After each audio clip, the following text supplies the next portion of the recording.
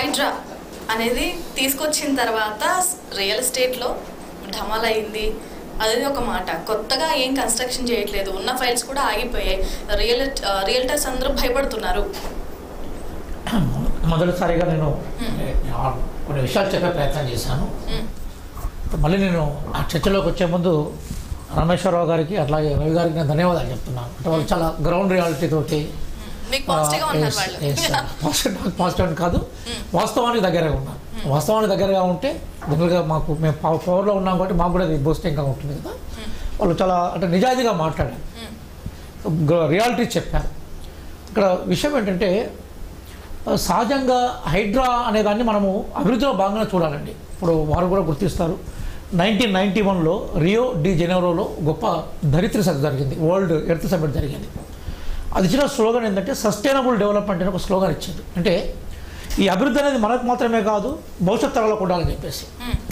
ఆ కోణంలోనే హైదరాబాద్ చుట్టూ ఉన్నదంతా కూడా బల్దియా అనే వాళ్ళం ఒకప్పుడు తెలంగాణ భాషలో, ఇప్పుడు రంగారెడ్డి జిల్లా అట్లా వికారాబాద్ జిల్లా అక్కడ ఇసుక మొత్తం తోడేశారు, చెట్లను నరికేశారు.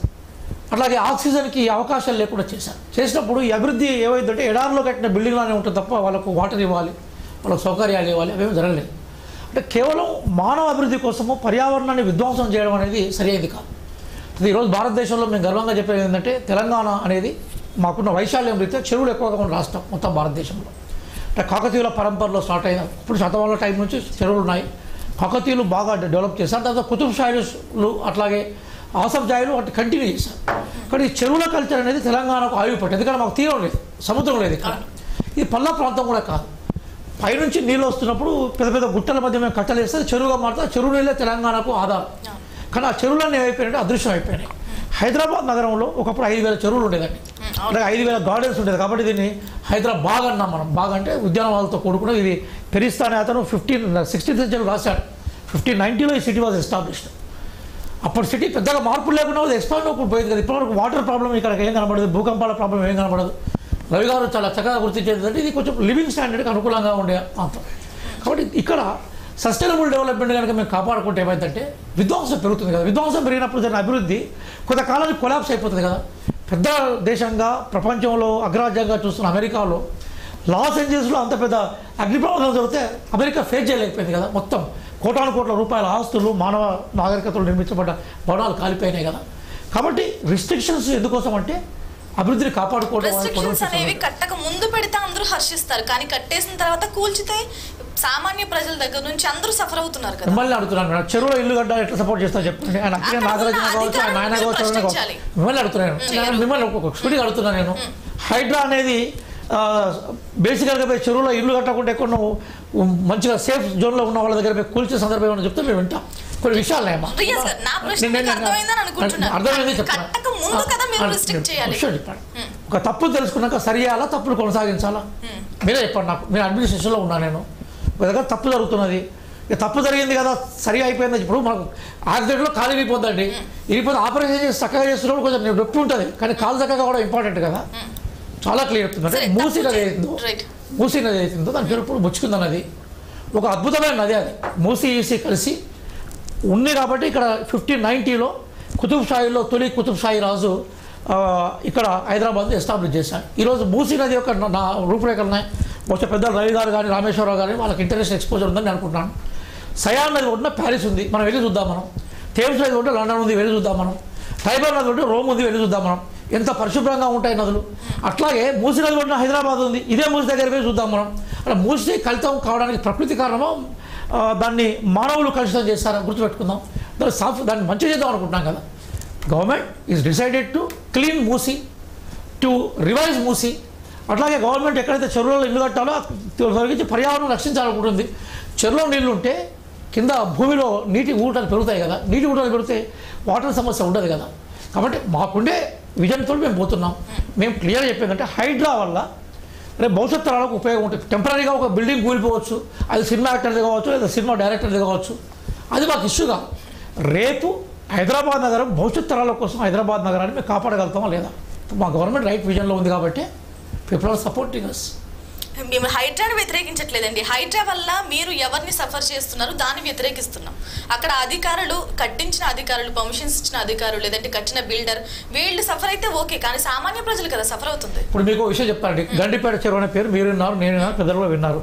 ఒకప్పుడు అది ఉస్మాన్ సాగర్. అది ఎప్పుడన్నా చెరువు చుట్టూ ఇండ్ల పర్మిషన్ ఎవరు ఇయ్యారండి. ఎందుకు ఇయ్యారంటే చెరువు చుట్టూ ఇండ్లు ఇస్తే చెరువు ఆక్యుపై చేయబడుతుంది, నీటి వసతులు ఉండవు. వీళ్ళు జీవో పట్టుకొచ్చి మొత్తం అక్కడ ఇల్లు కట్టుకోమని చెప్పినారు. ముందుగా మొత్తం వాళ్ళ రియాల్టర్స్ అందరికీ టీఆర్ఎస్, ఎలియాస్, బీఆర్ఎస్ వాళ్ళ మొత్తం భూములన్నీ కొనుక్కోమని చెప్పింది. కొనుక్కోమని చెప్పిన వాళ్ళు కొనుక్కున్న తర్వాత ఫ్రీగా దాన్ని మీరు ఇల్లు కట్టుకోమని చెప్పింది. వాళ్ళు మొత్తం భూముల మీద అమ్మడం మొదలుపెట్టారు. ఈరోజు మేము రివోక్ చేసే ప్రయత్నం చేసాం. అట్లాగే చెరువులను పునరుద్ధరించాలని మేము ప్లాన్ పెట్టుకున్నాము. దానికి మాకు వేరే మార్గం లేదు. లేదా హైడ్రా కాకుండా ఈ ఆక్యుపేషన్ కానీ అక్రమ నిర్మాణాలని అడ్డుకట్ట వేసేందుకు మీరు ఏదైనా రూపం చెప్పండి, మేము దాన్ని పాటించేందుకు సిద్ధంగా ఉన్నాం. మీరు చెప్పండి, అక్రమార్కుల మీద మీరు శిక్ష ఏంటని చెప్పండి, వదిలిపెడతాం. మొత్తం ఇంకో 5-6 సంవత్సరాల తర్వాత హైదరాబాద్ కొలాప్స్ అయిపోతుంది. హైదరాబాద్ కొలాప్స్ కావడం మాకు ఇష్టం లేదు. భవిష్యత్ తరాల కోసం ఉండాలనుకుంటాం. జనరల్గా వాస్తవంగా సార్ చెప్పినట్టు ఈ కొన్ని కన్స్ట్రక్షన్స్ ఏవైతే లాస్ట్ గవర్నమెంట్ సంబంధిత అధికారులు కానీ ఆఫీసర్స్ కానీ విచ్చలవిడిగా పర్మిషన్స్ ఇచ్చారు. సో ఆ పర్మిషన్స్ ఇచ్చినప్పుడు ఆ బిల్డర్స్ ఏమైతుందో అది కొన్ని అక్రమంగా కన్స్ట్రక్షన్ చేయడం జరిగింది. దాన్ని వీళ్ళు చూసి చూడనట్టు పోయారు. పర్మిషన్స్ కూడా కొంతమంది అవినీతి అధికారులు కానీ పట్టుబడి అవినీతి అధికారులు కూడా మనం చూసాం. చాలామంది అవినీతి అధికారులు ఏం చేశారంటే విచ్చలవిడిగా పర్మిషన్స్ ఇచ్చారు. సో దానివల్ల కొన్ని తప్పిదాలు జరిగినాయి. దాన్ని కరెక్షన్ చేసే క్రమంలో చాలా ఇబ్బందులు జరుగుతాయి, ఇబ్బందులు ఫేస్ చేయవలసి వస్తుంది. ఇబ్బందులు ఇప్పుడు ప్రజెంట్ ఏవైతే పర్మిషన్స్ విషయంలో ఈ ఫైల్స్ ఎందుకు మూవ్మెంట్ కాలేదు అంటే గత ఆఫీసర్లు చేసిన తప్పిదాలు ఇప్పుడు నెక్స్ట్ ఫర్దర్గా చేయకూడదన్న ఉద్దేశంతోనే చేస్తున్నారు. ఇలాంటి ప్రాబ్లమ్స్ ఖచ్చితంగా ఫేస్ చేయాలి. హైడ్రా ఖచ్చితంగా పని చేస్తే లాంగ్ రన్లో అది ప్రజలు హర్షిస్తారు.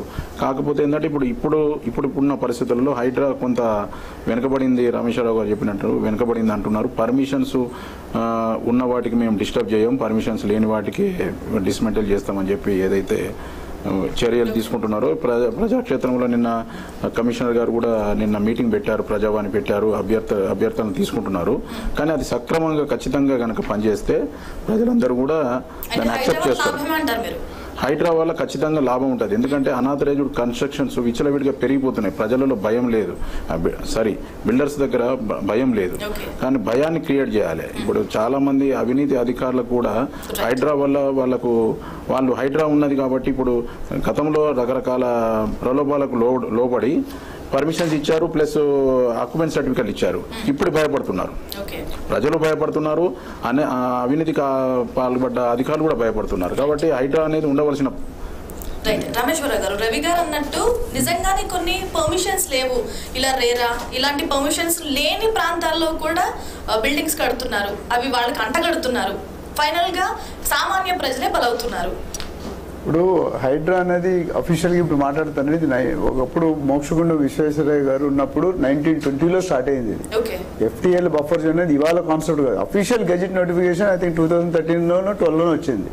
ఆ నోటిఫికేషన్ వచ్చిన తర్వాత జనాల్లో అవేర్నెస్ పెరిగింది. అంతకుముందు చెరువులు ఎందుకు పెట్టారు? తాగడం నీళ్లు కావాలి కాబట్టి ప్రతి గ్రామంలో 5-10 చెరువులు పెట్టుకుంటూ పోయారు. అయితే ఇక్కడ హైడ్రా నేను తప్పు రైట్ అనే దానికంటే హైడ్రా ఏదైనా ఒక కాన్సెప్ట్ కొత్తగా నా పర్సనల్ ఒపీనియన్ అది.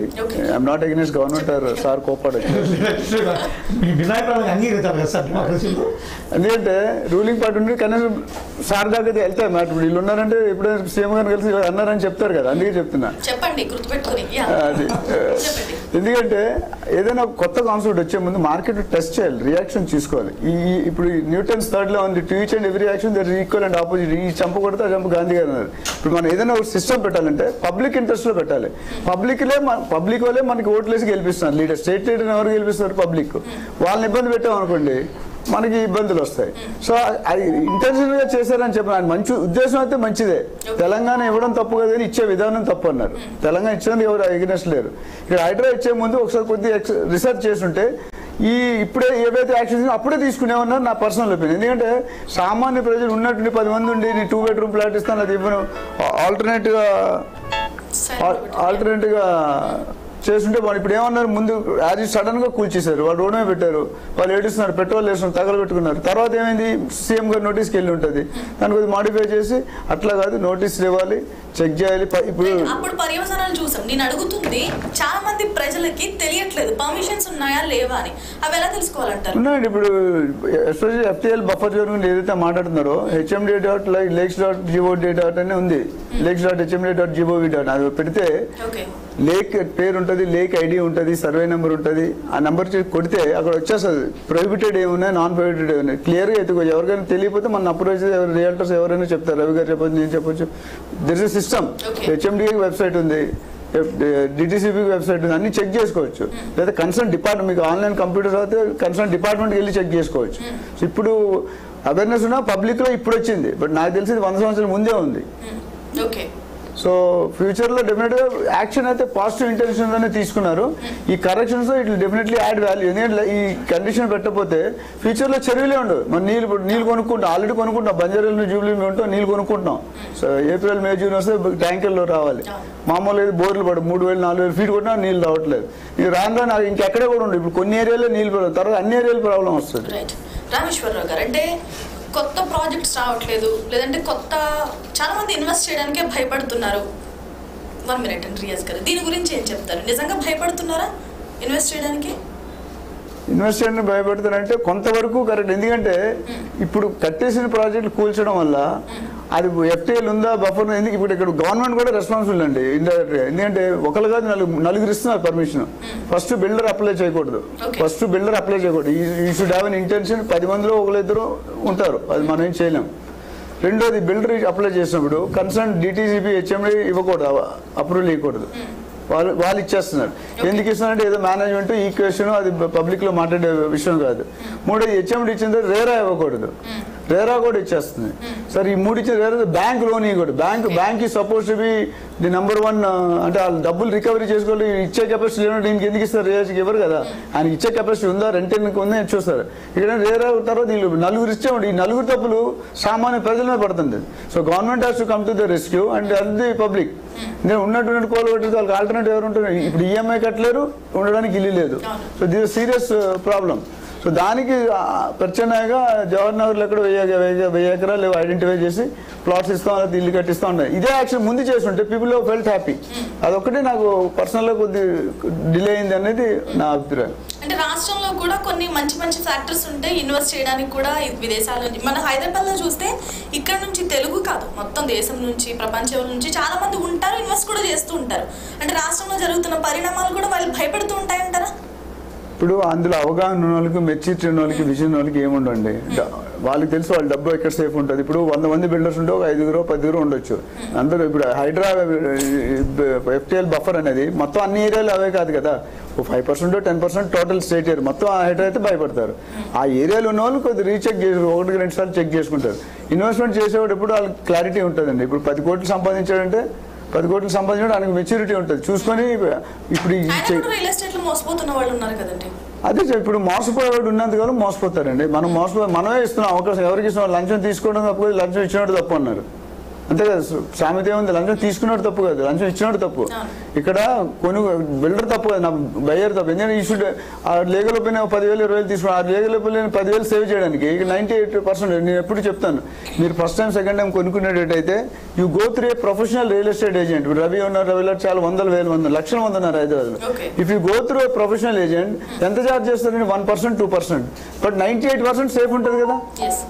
ఇంకోటి బ్రోకర్ అనగానే మనకి థర్డ్ గ్రేడ్ నేను నాకు ప్రొఫైల్ కూడా మీరు చూస్తే అప్లిఫ్ట్మెంట్ బ్రోకర్స్ కమిటీ మీద వర్క్ చేస్తున్నాను. ఇప్పుడు 25,000 మందిని ట్రైన్ చేశాను. 1,00,000 మందిని ట్రైన్ చేయగా 5 లక్షలు నా అంబరేలా కింద బతకాలని. సో అక్కడ ఏమవుతుందంటే బ్రోకర్ రాగానే సండే జనరల్ గా ఇన్సూరెన్స్ వాళ్ళు, రియల్ ఎస్టేట్ సండే మార్నింగ్ ఇంటికి వెళ్తారు. సండే మార్నింగ్ లేడీస్ ఏమనుకుంటే టిఫిన్ తినడానికి వచ్చాడు పొద్దుడే బ్రోకర్ గాడు అనుకుంటారు. కానీ అమెరికాలో బ్రోకర్ అంటే దండేసి దండం పెడతారు. సో ఎందుకు నేను సింపుల్ ఎగ్జాంపుల్ ఇచ్చి సబ్జెక్ట్ క్లోజ్ చేస్తాను. ఇప్పుడు మీ ఇంటికి వచ్చారండి, మీ హస్బెండ్ మీరు ఉన్నారు, మీకు కన్విన్స్ చేసి ₹1 కోటి కొనిపించాడు ప్లాట్, మీరు కొనేశారు. ఆయనకి ఎంత ఇస్తారండి? 1 lakh or 2 lakhs ఇస్తారు. ఆఫ్టర్ 10 years 1 crore వాల్యూ ఎంత అవుతుంది చెప్పండి? ఎవరన్నా చెప్పండి. ఎంత అవుతుంది సార్? 10 times పెరుగుతుంది కదా. 10 times 5-6 times అయితే పెరుగుతుంది మినిమం. ఈ లాస్ట్ 10 years లో మనం అబ్జర్వ్ చేస్తే 10 times పెరిగింది. సో నేను కన్సర్వేటివ్ 5% అనుకోండి, 5 times అంటున్నాను. 5 to 6 అంటే ₹1 కోటి 6 కోట్లు అయింది. బ్రోకర్ లాభం ఉందా, బయర్ లాభం ఉందా? So that's wrong notion having people. ఒకప్పుడు గోల్డ్ చైన్లు వేసుకొని కద్దరు బట్టలు వేసుకొని టాటా సుమోలు వెళ్ళి సినిమాల్లో ఉంటాయి కదా బాలకృష్ణ గారు అది సెటిల్మెంట్, రియల్ ఎస్టేట్ కాదు. ఇప్పుడు ట్రాన్స్ఫర్మేషన్ అయింది. People are coming from unorganise sector to organise sector. So ఇవన్నీ చెక్ చేసుకోవాలంటారు కొనే ముందు. బేసిక్ గా link documents, legal opinion, mutation, government permissions. Builder major గా బిల్డర్ మోసపోయేది ఎక్కడంటే ప్రీ లాంచ్ డబ్బులు తక్కువ రేట్ అని వెళ్ళిపోతారండి. మీరేంచి 35% డిస్కౌంట్ ఇస్తారు. ఉండవండి. ప్రీ లాంచ్ అంటే ప్రీ మెచ్యూర్డ్ బేబీ. 9 నెలలు 8 నెలలు ఉంటుంది. ఎలా ఉంటుంది? ఫుల్ అర్థం ఏదో ప్రాబ్లం ఉంటుంది. ఇక్కడ ప్రీ లాంచ్ అంటే ఏంటంటే డబ్బులు తీసుకోవడానికే పెట్టిన పేరు ప్రీ లాంచ్. ఆఫర్స్ కూడా సగానికి సగం ఉంటాయి ఫ్రీ లాంచ్ ఇలాంటి ఆఫర్స్ లో. క్యారెట్ చూపించడం అంటారండి, టెంప్ట్ చేస్తారు. ఇప్పుడు 10,000, ఇప్పుడు ఎవరో ఇక్కడ మన ప్యాన్ లోనే ఒక ఆయన కొనుక్కున్నాడు 10,000.